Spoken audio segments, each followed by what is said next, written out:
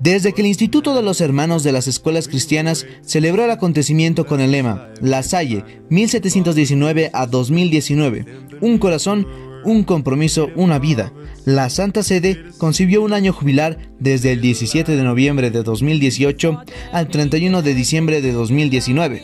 Desde entonces, el año jubilar de La Salle cada vez toma más importancia. Y es por eso que los productores de La Salle Informa han decidido realizar una serie de videos para así comprender no solo la vida, sino también el contexto histórico y lo que sucedió después de las acciones que San Juan Bautista de La Salle realizó. Estos videos, los cuales estarán divididos por ciclos, serán para que todas las personas que sean nuevas o que quieran conocer más, lleguen a entender la historia del cómo La Salle llegó a todas partes del mundo y por qué su pedagogía es considerada una de las mejores que existieron. Primer ciclo, contexto histórico de La Salle.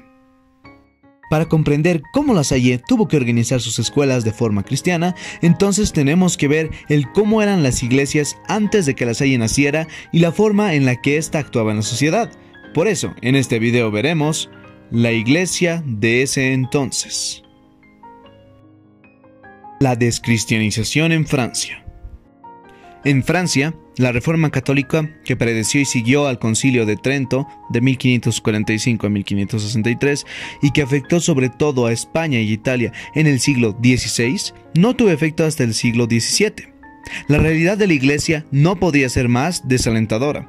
La élite intelectual se había pasado al protestantismo, las órdenes religiosas se habían relajado considerablemente, el clero secular era insuficiente, el episcopado, reclutado entre la nobleza, adolecía de motivaciones apostólicas. El pueblo había perdido el sentido cristiano y vivía en un ambiente supersticioso y mágico, propio del periodo medieval. Francia vivía una verdadera descristianización. El intento de cambio.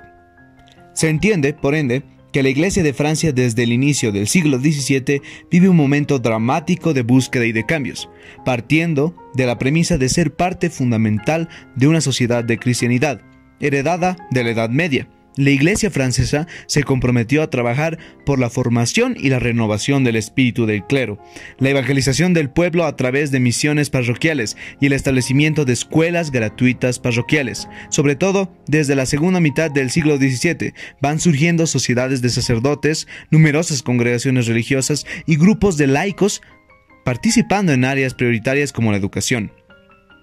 Esta renovación impulsó el desarrollo de un movimiento de profunda espiritualidad con personalidad propia, surgido a partir de las premisas teológicas y místicas del cardenal Pedro de Becquerel, que llega a conformar la Escuela Francesa de Espiritualidad, de la cual Juan Bautista de La Salle se convertirá en uno de sus más preclaros representantes, sobre todo por el acento en el cristocentrismo de la escuela.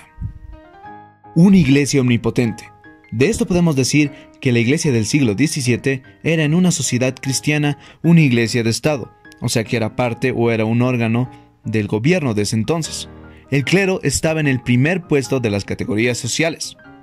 No olvidemos también mencionar que la iglesia tenía su organización jerárquica, que establecía un orden a su criterio de subordinación entre personas. La iglesia era también conocida como la de los beneficios, porque ésta no pagaba impuestos al rey. Era una iglesia propietaria, pero hacía una aportación al rey cada 10 años. Además de tener mucho poder económico y poder político, la iglesia estaba muy presente en los ritmos sociales, como por ejemplo el calendario anual, la jornada laboral y el semanal, que serían 2 domingos. La iglesia y su poder judicial, que ellos tenían tribunales eclesiásticos paralelamente a los civiles.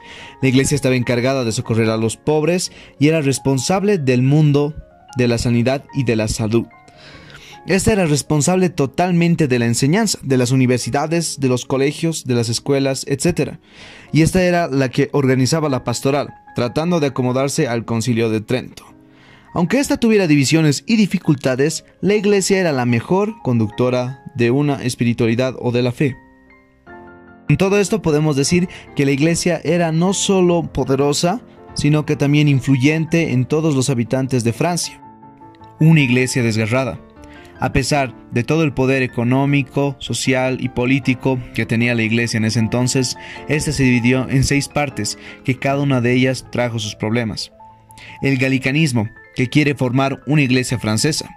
El protestantismo, que provoca conflictos frecuentes en una sociedad civil y religiosa, el jansenismo, que divide a la iglesia francesa, el quietismo, importado de España, que provoca indiferencia, el ultramontanismo, de quienes quieren permanecer fieles al Papa, el libertinaje, que impone fuerte crítica racionalista y pretende hacer vivir sin normas. Todo esto hacía que la iglesia sea inestable y además de eso muy dividida. ¿Y qué podemos concluir de todo esto? Primero, todo lo que pasa entre 1650 y 1713 afectó fuertemente a De La Salle. Se produce el firme establecimiento del absolutismo y se da la afirmación de la preponderancia real en toda la sociedad. De La Salle vive y trabaja en estas fechas, en plena tormenta religiosa. Con el gallicanismo, De La Salle se opone con su ultramontanismo. Con el jansenismo, en diversas ocasiones se ve a De La Salle afectado por él. Con el protestantismo, colabora con los obispos estableciendo escuelas para ellos. Él aplica el término libertinaje a los jóvenes de la calle que él pretende rescatar. Él establece las escuelas cristianas para luchar contra la ignorancia.